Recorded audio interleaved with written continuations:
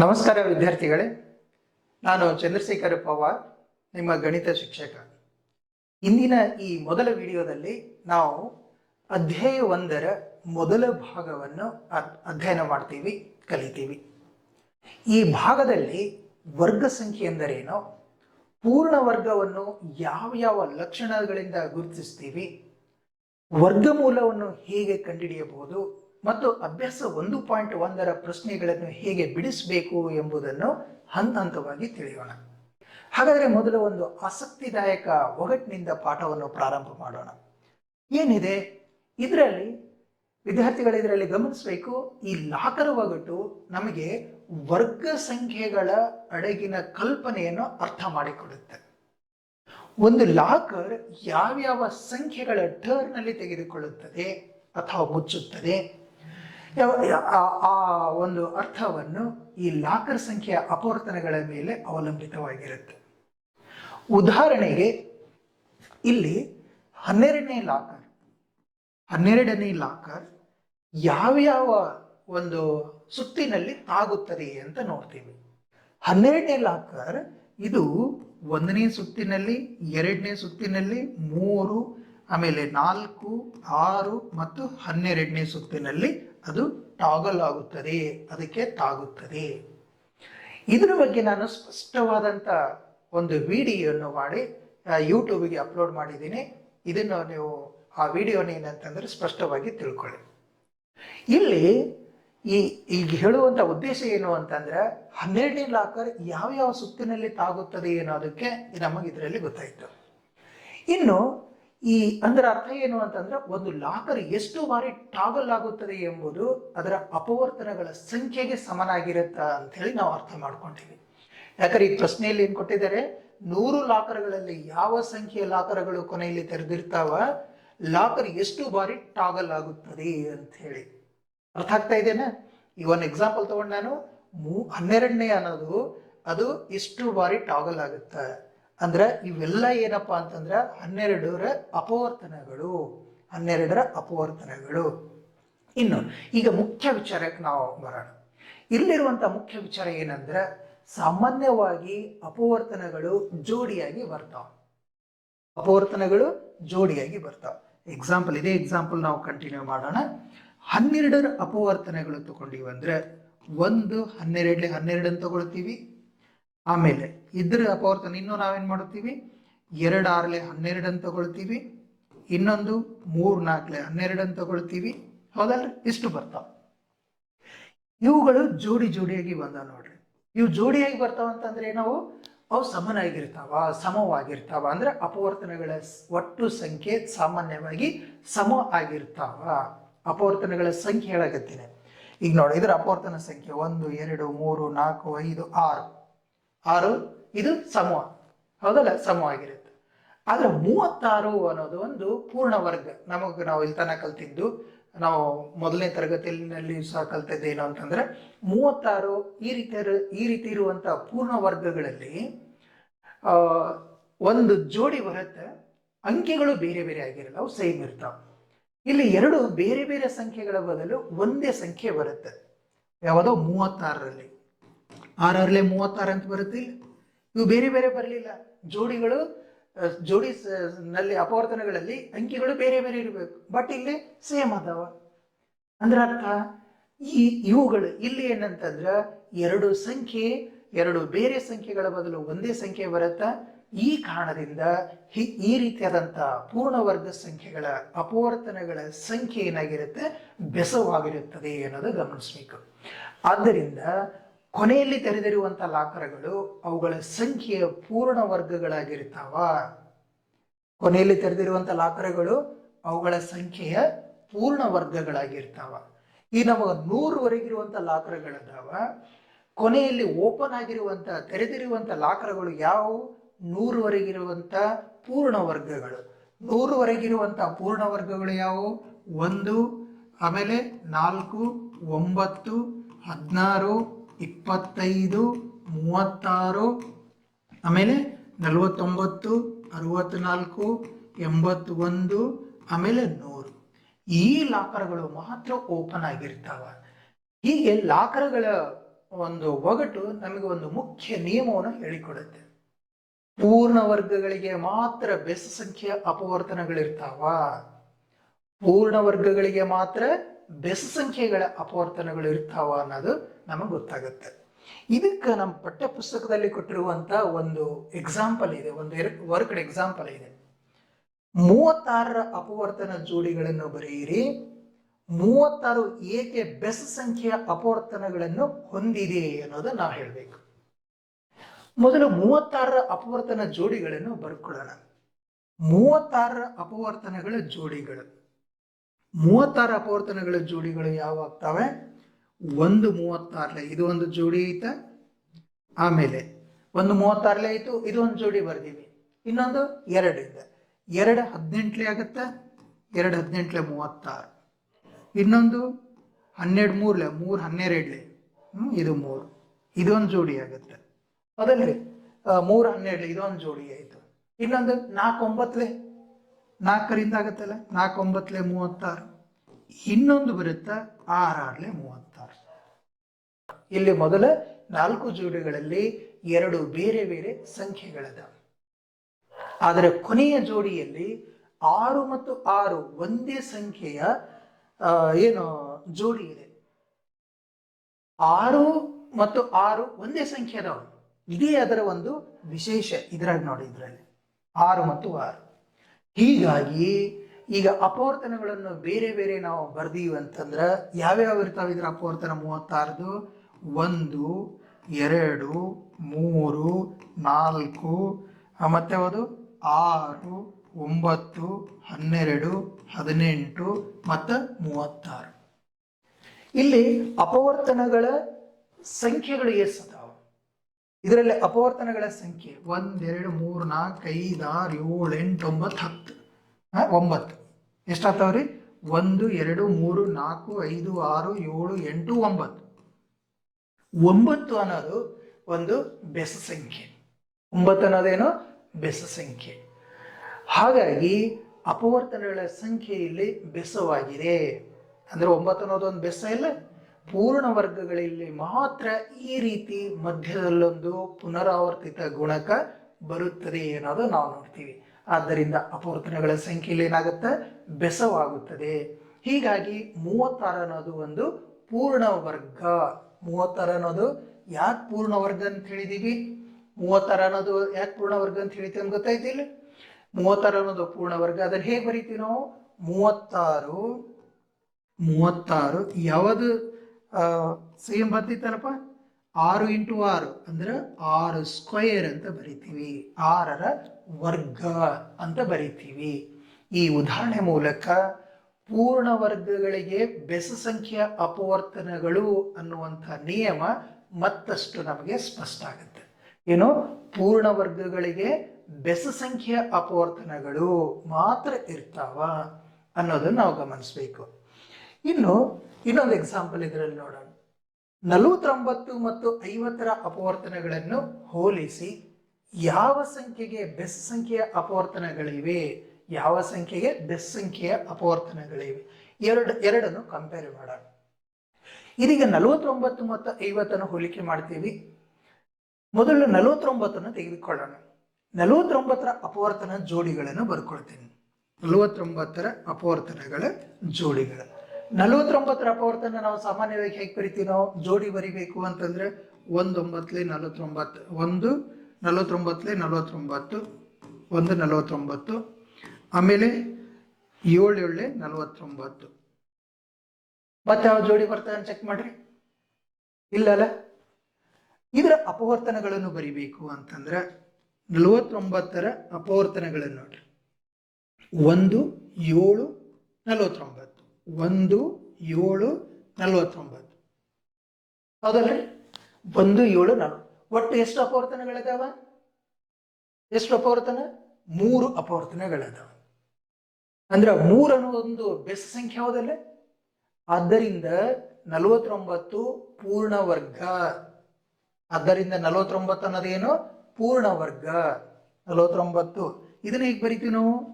49 ಅಂತಂದ್ರೆ ಯಾವ್ದು ಜೋಡಿ ಬಂದಿತ್ತು ನೋಡ್ರಿ, ಅದರ ವರ್ಗ.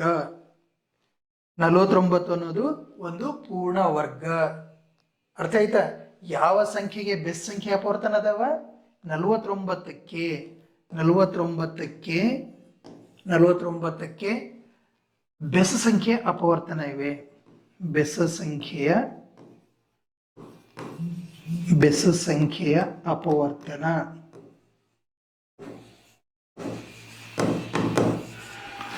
ಅಪವರ್ತನ ಇವೆ.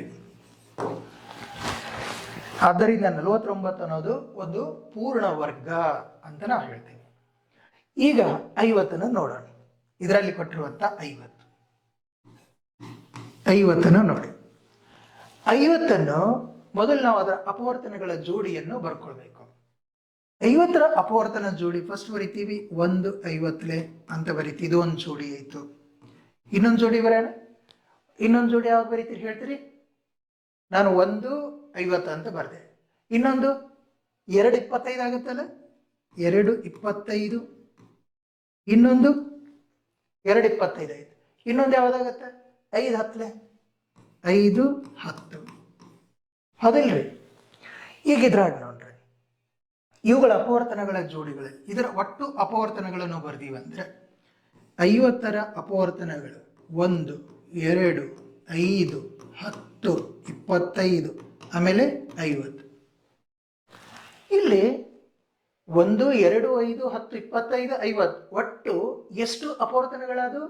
ಒಟ್ಟು 6 ಅಪವರ್ತನಗಳಾದವು.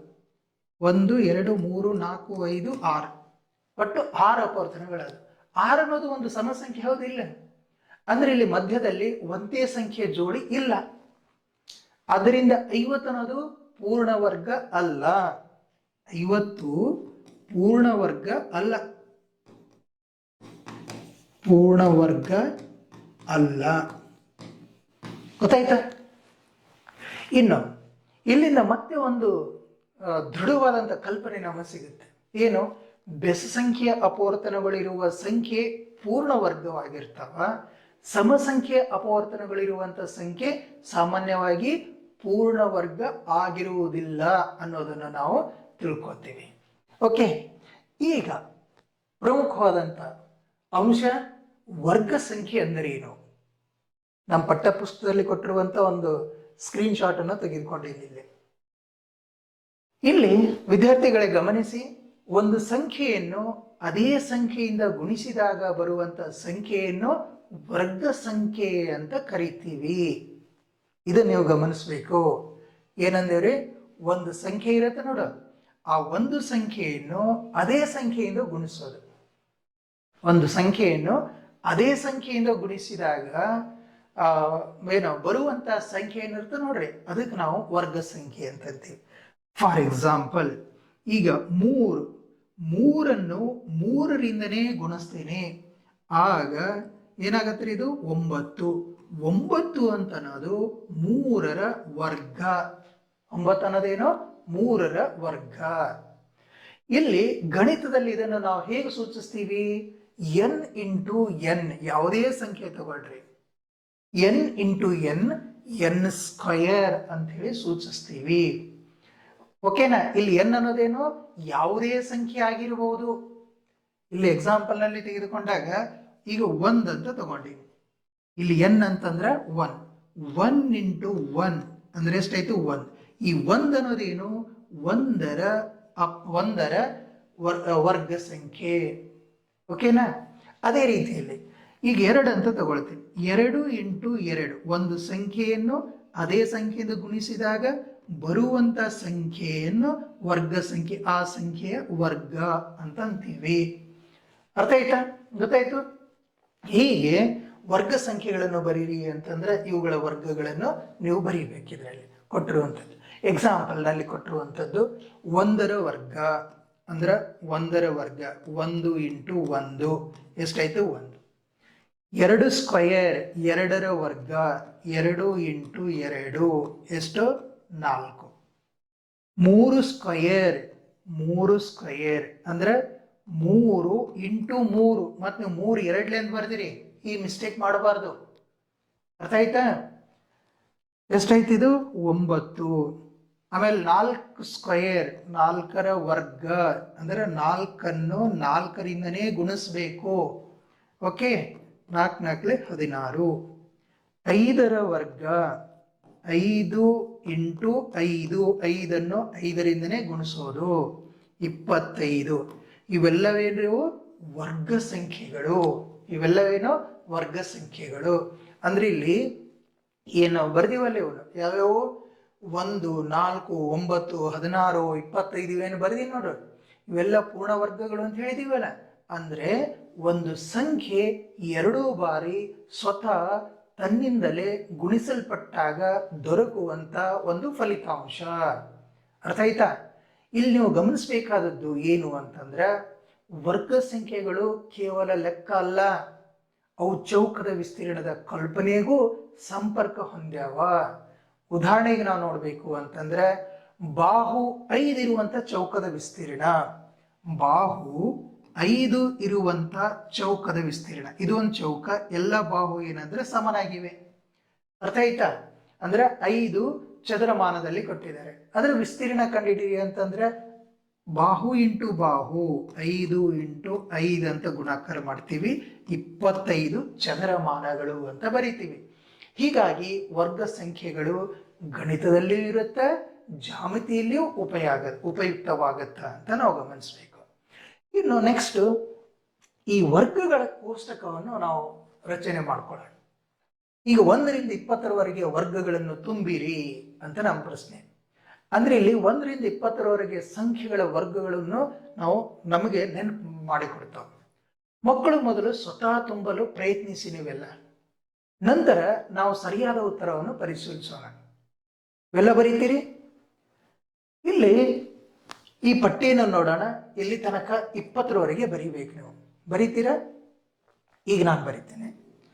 1ರ ವರ್ಗ ಎಷ್ಟು? 1. ಅಂದ್ರೆ ಏನಂತ ಬರೀತೀರಿ? 1 ಇಂಟು 1 ಅಂತ ಬರೀರಿ. 1 ಈಸಿ ಆಗತ್ತ? ಹಿಂಗಂತ ಬರ್ದ್ರೆ ಈಸಿ ಆಗತ್ತ ನಿಮ್ಗೆ? ಇಲ್ಲ ಡೈರೆಕ್ಟ್ ಬರೀತೀನಿ ಅಂದ್ರೆ ಬರೀಬಹುದು. ಇನ್ನು 2ರ ವರ್ಗ ಎಷ್ಟು? 4. 3ರ ವರ್ಗ ಎಷ್ಟು? 9. 4ರ ವರ್ಗ 16. 5ರ ವರ್ಗ 25. 6ರ ವರ್ಗ 36. 7ರ ವರ್ಗ 49. ಮತ್ತೆ 8ರ ವರ್ಗ ಎಷ್ಟು? 64. 8ರ ವರ್ಗ ಎಷ್ಟು? 64. 9ರ ವರ್ಗ 81. 10ರ ವರ್ಗ 100. 11ರ ವರ್ಗ ಎಷ್ಟು? 121. 12ರ ವರ್ಗ ಅಂದ್ರೆ ಏನ್ ಮಾಡ್ತಾ ಇದ್ದೀವಿ? 12 ಇಂಟು 12, 11 ಇಂಟು 11 ಅಂತ ಬರೆಯೋದು. ಓಕೆನಾ? ಈಗ 12ರ ವರ್ಗ ಎಷ್ಟು? 144. 13ರ ವರ್ಗ ಅಂದ್ರೆ 13 ಇಂಟು 13 ಅಂತ ಹೇಳಿ ಮಾಡಬೇಕು. ಎಷ್ಟಾಗತ್ತೆ? 13 ಅಂತ 169. 14ರ ವರ್ಗ ಅಂದ್ರೆ 14 ಇಂಟು 14, 14ರ ವರ್ಗ. ಇವೆಲ್ಲನೂ ನಾವು ಬಾಯ್ಟ್ ಆಗಿರ್ಬೇಕು. ಎಷ್ಟಾಗತ್ತೆ ಇದು? 196. ನೆಕ್ಸ್ಟ್ 15ರ ವರ್ಗ ಅಂದ್ರೆ 15 ಇಂಟು 15 ಮಾಡಬೇಕು, 225. 15 ಇಂಟು 15 ಮಾಡಬೇಕು. 16ರ ವರ್ಗ 200 ಎಷ್ಟು? 256. 256. 17ರ ವರ್ಗ, 17ರ ವರ್ಗ ಎಷ್ಟ್ರಿ? 200, 17 ಇಂಟು 17 ಮಾಡಬೇಕು, 289. 289. 18ರ ವರ್ಗ ಏನ್ ಮಾಡ್ಬೇಕು? ಇದನ್ನ 18 ಇಂಟು 18 ಅಂತ ಮಾಡಬೇಕು. ಎಷ್ಟಾಗತ್ತ? 324. 324. 19ರ ವರ್ಗ 20ರ ವರ್ಗ. 19ರ ವರ್ಗ ಅಂದ್ರೆ ಏನು? 19 ಇಂಟು 19. ಇವೆಲ್ಲ ಬಾಹೆಟ್ ಆಗಿ ಬಿಡಬೇಕು. ಎಷ್ಟಾಗತ್ತೆ? 361. 361. ಇದೆಷ್ಟಾಗತ್ರಿ? 400. ಮಿನಿಮಮ್ ನಮಗ 50ರ ತನಕ ವರ್ಗಗಳು ಬರಬೇಕು. ಅಂದ್ರೆ 50 ಸಂಖ್ಯೆಯ ವರ್ಗತನ ನಮಗೆ ಬಾಹೆಟ್ ಆಗಿ ಬಿಡಬೇಕು. ಅವಾಗ ನಾವು ಗಣಿತದಲ್ಲಿ ಒಂದು ಮಾಸ್ಟರಿಯವಾಗಿ ನಾವು ವರ್ಕ್ ಮಾಡಬಹುದು. ಈ ಪಟ್ಟಿ ಯಾಕೆ ಮಾಡಿದ್ದೀನಿ, ಏನು ವಿಶೇಷ ಅಂತ ಅನ್ನೋದು ಈಗ ಹೇಳಿಕೊಡ್ತೀನಿ. ಈ ಪಟ್ಟಿ ಯಾಕೆ ಮುಖ್ಯ? ಏಕಂತಂದ್ರೆ ಮುಂದಿನ ಪ್ರಶ್ನೆಗಳಲ್ಲಿ ಒಂದು ಸಂಖ್ಯೆ ಪೂರ್ಣ ವರ್ಗವೇ ಅಲ್ಲವೇ, ಅದರ ವರ್ಗಮೂಲ ಏನು, ಎರಡು ವರ್ಗಗಳ ನಡುವೆ ಎಷ್ಟು ಸಂಖ್ಯೆಗಳು ಇವೆ ಇತ್ಯಾದಿ ಎಲ್ಲ ಪ್ರಶ್ನೆಗಳಿಗೆ ಈ ಪಟ್ಟಿಯ ಜ್ಞಾನ ನಮಗೆ ಬಹಳ ಸಹಾಯ ಮಾಡುತ್ತಾ, ಬಹಳ ಪ್ರಮುಖವಾಗಿ ಕಾರ್ಯನಿರ್ವಹಿಸ್ತದೆ.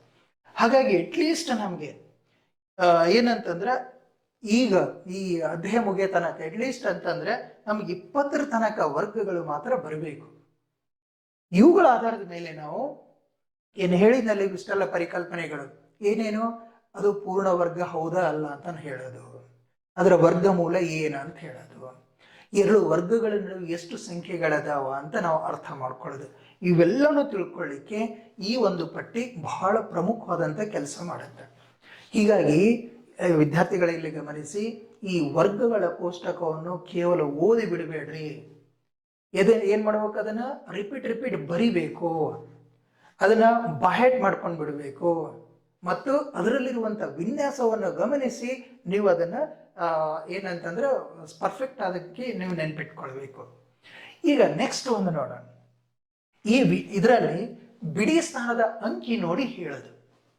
ಬಿಡಿ ಸ್ಥಾನದಲ್ಲಿ ಇಲ್ಲಿ ಕೊಟ್ಟಿರುವಂತ ಈ ಪ್ರಶ್ನೆಯನ್ನು ಗಮನಿಸಿದ್ರಲ್ಲಿ ಇದರಲ್ಲಿ ಈಗ ಪೂರ್ಣ ವರ್ಗಗಳ ಕೊನೆಯ ಅಂಕಿಯ ಬಗ್ಗೆ ನಾವು ಮಾತಾಡುವಂತ ಸಮಯ. ಯಾವ ಪೂರ್ಣ ವರ್ಗವನ್ನೇ ನೋಡಿದರೂ ನೀವು ಯಾವುದೇ ಪೂರ್ಣ ವರ್ಗ ಸಂಖ್ಯೆ ಇಲ್ಲಿ ತನಕ ಏನಂತ ನಾನು ಮೊದಲನೇ ಸ್ಲೈಡ್ ನಲ್ಲಿ ಬರೆದಿದ್ನಿಲ್ಲ, ಇವೆಲ್ಲ ಪೂರ್ಣ ವರ್ಗ ಸಂಖ್ಯೆಗಳು. ಇವುಗಳ ಬಿಡಿ ಸ್ಥಾನದಲ್ಲಿ ಅಂದ್ರೆ ಕೊನೆಯ ಸ್ಥಾನದಲ್ಲಿ ನೋಡಿ, 16ರಲ್ಲಿ ಕೊನೆಯ ಸ್ಥಾನ ಎಷ್ಟಿದೆ 6, ಇದರಲ್ಲಿ ಬಿಡಿ ಸ್ಥಾನ ಕೊನೆಯ ಸ್ಥಾನ 5, ಇದರಲ್ಲಿ ಕೊನೆಯ ಸ್ಥಾನ 6, ಇದರಲ್ಲಿ ಕೊನೆಯ ಸ್ಥಾನ 9. ಹೀಗೆ ಇವುಗಳ ಒಂದು ಬಿಡಿ ಸ್ಥಾನವನ್ನು ಗಮನಿಸಿದ್ರೆ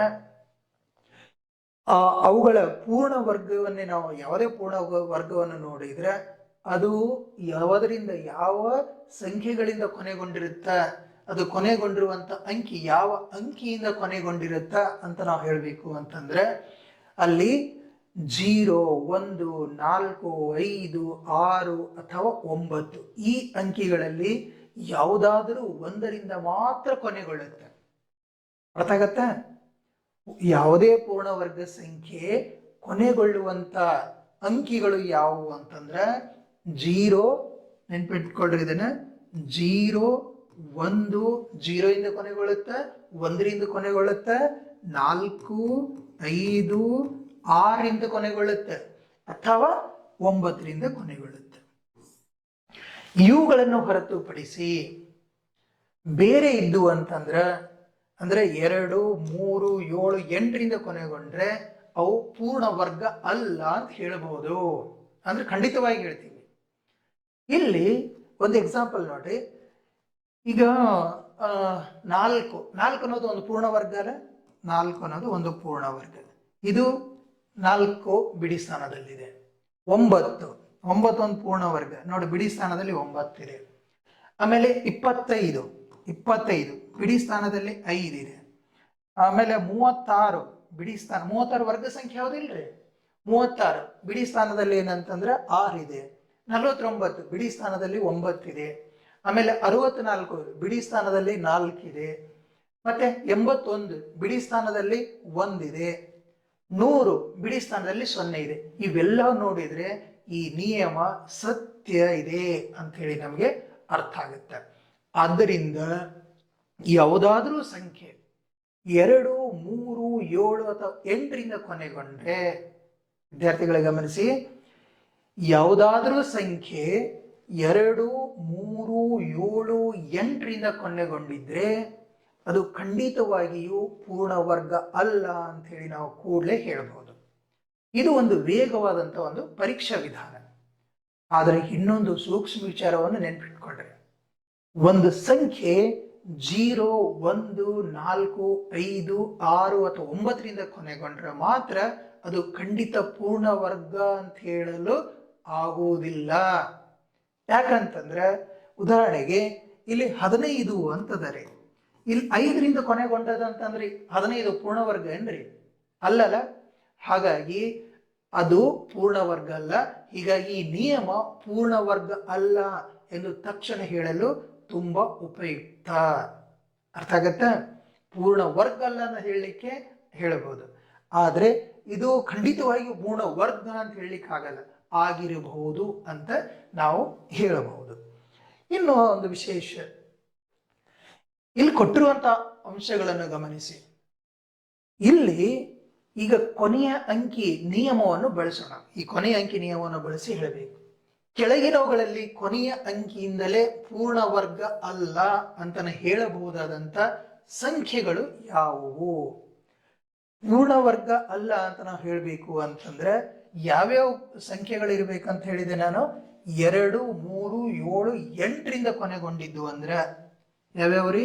2, 3, 7, 8ರಿಂದ ಕೊನೆಗೊಂಡಿದ್ದು ಅಂತಂದ್ರ ಅವು ಖಂಡಿತವಾಗಿಯೂ ಪೂರ್ಣ ವರ್ಗ ಸಂಖ್ಯೆಗಳಲ್ಲ.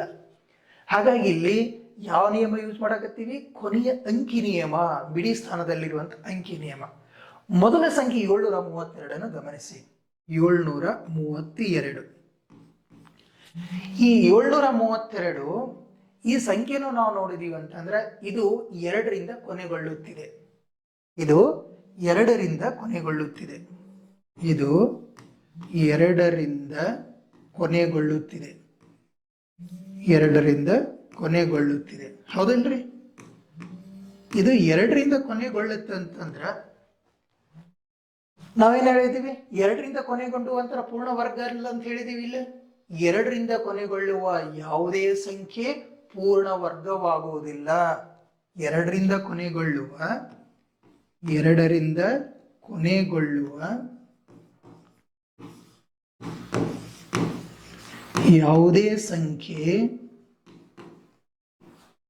ಯಾವುದೇ ಸಂಖ್ಯೆ ಪೂರ್ಣ ವರ್ಗವಾಗುವುದಿಲ್ಲ. ಪೂರ್ಣ ವರ್ಗವಾಗುವುದಿಲ್ಲ.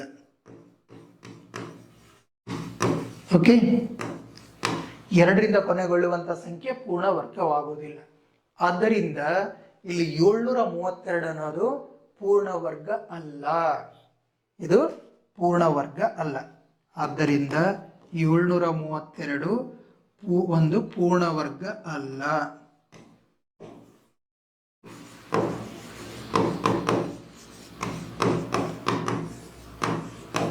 ಓಕೆ, ಇದು ಪೂರ್ಣ ವರ್ಗ ಅಲ್ಲ ಅಂತ ಹೇಳೋಣ. ಇನ್ನು 918, 918, ಇದರಲ್ಲಿ ಬಿಡಿ ಸ್ಥಾನದಲ್ಲಿ ಕೊನೆಯ ಅಂಕಿ 8 ಇದೆಯಲ್ಲ, ಆದ್ದರಿಂದ ಇದು ಸಹ ಪೂರ್ಣ ವರ್ಗ ಅಲ್ಲ. ಸೇಮ್ ಹೀಗೆ ಬರೀರಿದೆ. ಇನ್ನು 625, ಮೂರನೇ ಸಂಖ್ಯೆ ನೋಡ್ರಿ.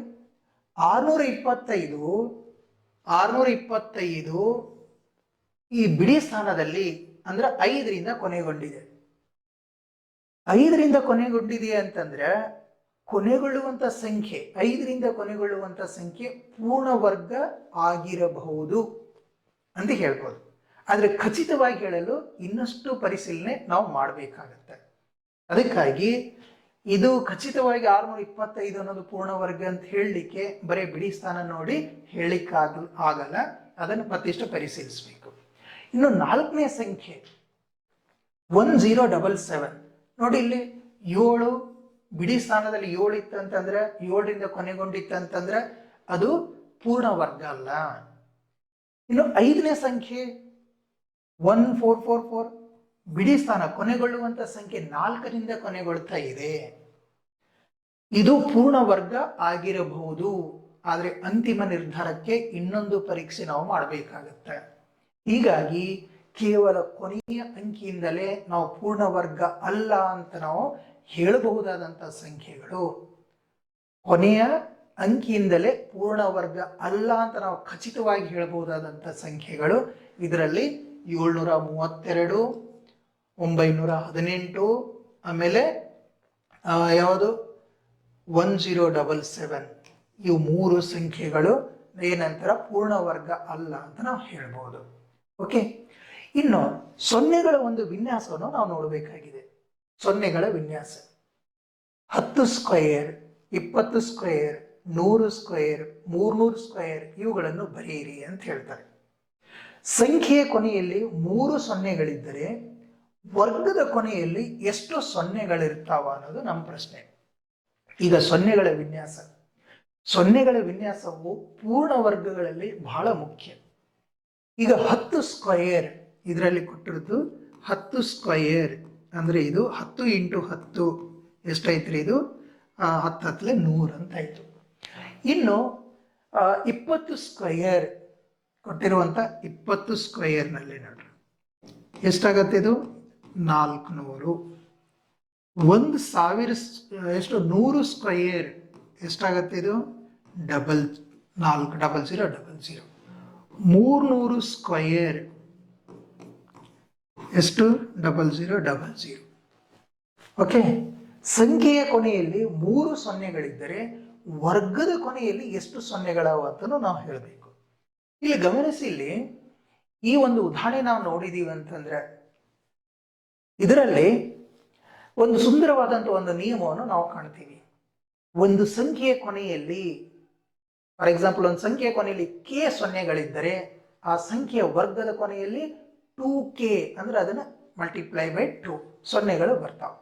ಕಾರಣ ಏನೆಂದ್ರೆ ಆ ಸಂಖ್ಯೆಯನ್ನು ತನ್ನಿಂದ ತಾನೇ ಗುಣಿಸಿದಾಗ 10ರ ಘಾತಗಳು ಕೂಡ ದ್ವಿಗುಣವಾಗ್ತಾವ, ಡಬಲ್ ಆಗ್ತಾವ. ಉದಾಹರಣೆಗೆ 100 10 ಇಂಟು 10 ಅಂತ ಆಗುತ್ತೆ, ಹೌದಲ್ರಿ? ಆದ್ದರಿಂದ 100 ಸ್ಕ್ವಯರ್ ಅಂತಂದ್ರೆ 100 ಸ್ಕ್ವಯರ್ ಅಂತಂದ್ರೆ ಏನಾಗುತ್ತೆ 10ರ ಘಾತ 4. 100 ಸ್ಕ್ವಯರ್ ಮಾಡಿದ್ರೆ ನೋಡ್ರಿ 100 ಸ್ಕ್ವಯರ್ 10ರ ಘಾತ 4 ಅಂತ ಬರಿಬಹುದನ್ನ. ಇದನ್ನ ಹೇಗೆ ಬರಿತೀವಿ? 10ರ ಘಾತ ಎಷ್ಟು ಸೊನ್ನೆ 1 2 3 4, 10ರ ಘಾತ 4. ಹೀಗಾಗಿ ಒಂದು ಸಂಖ್ಯೆಯ ಕೊನೆಯಲ್ಲಿ 3 ಸೊನ್ನೆಗಳಿದ್ರೆ ಅದರ ವರ್ಗದ ಕೊನೆಯಲ್ಲಿ ಎಷ್ಟು ಸೊನ್ನೆಗಳಿರ್ತಾವ? 6 ಸೊನ್ನೆಗಳಿರ್ತಾವ. ಎಷ್ಟು ಸೊನ್ನೆ ರೀ? 6 ಸೊನ್ನೆಗಳಿರ್ತಾವ. ಟೋಟಲ್ ಏನಾದ್ರೆ ಎಷ್ಟು ಸೊನ್ನೆ ಇರ್ತಾವ ಅಷ್ಟಾದ್ರೆ ಡಬಲ್ ಇರ್ತಾವ ಅಂತ ಹೇಳಬೇಕು.